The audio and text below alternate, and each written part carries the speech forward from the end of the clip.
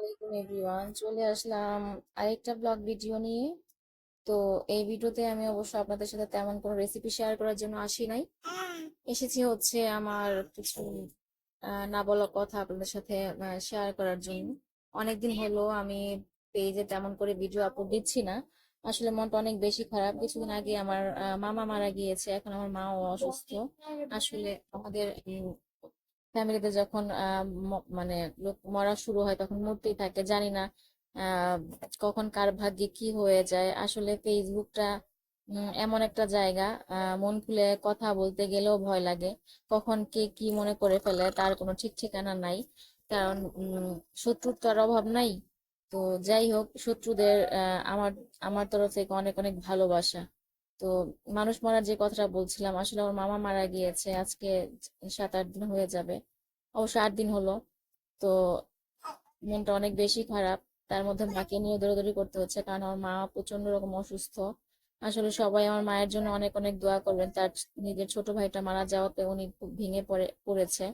তো আমার মামা ছিল 6টা, তো 4টা মামাই মারা গিয়েছে। এই যেটা কিছুদিন আগে মারা গেলো এটা হচ্ছে আমার মার 5 নাম্বার ভাই। তো 4 নাম্বারটা আর এখন 6 নাম্বারটাই আছে। তো সবাই আমার মামাদের জন্য দোয়া করবেন। আসলে আমাদের এলাকাতে এমন একটা মানে প্রতি সপ্তাহেই মানুষ মরছে। তো ভিতরে কেমন কেন যেন একটা অজানা আশঙ্কা, অজানা অজানা ভয় কাজ করছে, মনের ভিতরে শান্তি লাগছে না। তো এই জন্য ফেসবুকে ওরকম ভাবে অ্যাক্টিভ থাকা হচ্ছে না। আমি আমার বিজনেসটাকেও ওরকম ভাবে স্টার্ট করতে পারছি না, কারণ মনটা ভেঙে যাওয়ার সাথে সাথে আমার হাত পাও কেমন জানি ভেঙে চুরে আসছে এমন মনে হচ্ছে। তো সবাই আমার জন্য দোয়া করবেন। আমার বিজনেসটার উপরও আমার এই খারাপ প্রভাবটা পড়ছে, যেহেতু আমি বিজনেসটা স্টার্ট করেও এখন আমি এটাতে মন মানসিকতা এতটাই খারাপ যে এখানে আমি মানে সুযোগ থাকা সত্ত্বেও আমি কাজ করতে পারছি না। তো সবাই অবশ্য মন থেকে দোয়া করবেন। আর যারা যারা মারা গেছে তাদের যেন আল্লাহ বেহেশত নসিব করে, সেই দোয়া আপনারা সকলে করবেন। তো এই ছিল আসলে আমার কথা, যে ফেসবুকে না আসার মূল কারণ এটাই ছিল আমার। তো কি আর বলবো, আর বেশি কথা বলার মতো আসলে এনার্জি নেই। কথা ভুলে যাচ্ছি, আসলে কথা ভুল হয়ে যাচ্ছে, কখন কি বলছি আমি জানি না।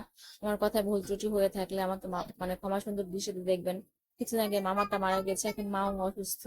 তো এই জন্য আসলে এভাবে আমি কথা গুছিয়ে বলতে পারছি না। আপনারা ভুল ত্রুটি ক্ষমা সুন্দর দৃষ্টিতে দেখে আমার ভিডিওটাতে লাইক কমেন্ট শেয়ার করে যাবেন। তো আর আমার বিজনেসটার মানে জন্য সবাই দোয়া করবেন, যাতে আমার বিজনেস দিয়ে আমি এগিয়ে যেতে পারি। তো এই ছিল আজকের কথা। তো সবাই ভালো থাকবেন, সুস্থ থাকবেন। আল্লাহ হাফেজ।